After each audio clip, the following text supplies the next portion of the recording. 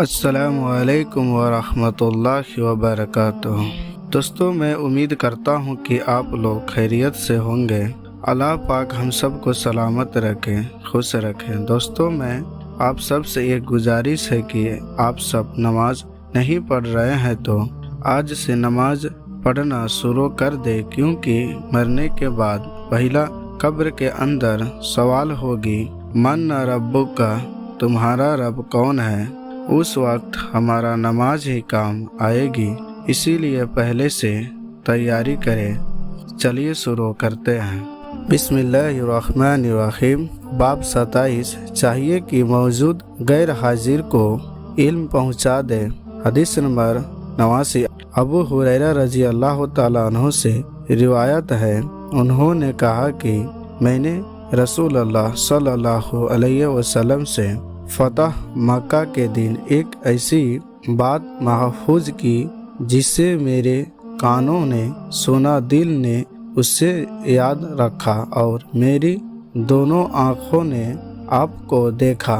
جب آپ نے یہ حدیث بیان فرمائی، آپ نے اللہ کی بڑائی بیان کرنے کے بعد فرمایا کہ مکہ میں لڑائی اور جھگڑا کرنا اللہ نے حرام کیا ہے، لوگوں نے حرام نہیں کیا، لہذا اگر کوئی آدمی اللہ اور آخرت پر ایمان رکھتا ہو تو اس کے لیے جائز نہیں ہے مکہ میں مار کاٹ کرے یا وہاں سے کوئی پیڑ کاٹے۔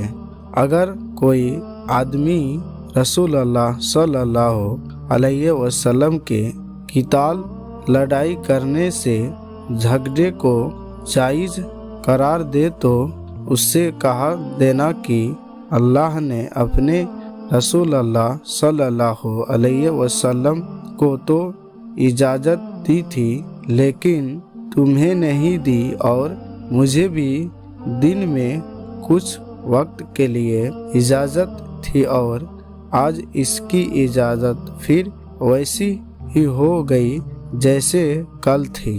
جو آدمی یہاں حاضر ہے اس سے چاہیے کہ غائب کو یہ خبر پہنچا دے۔ حدیث نمبر 89، صحیح بخاری۔ السلام علیکم ورحمۃ اللہ وبرکاتہ۔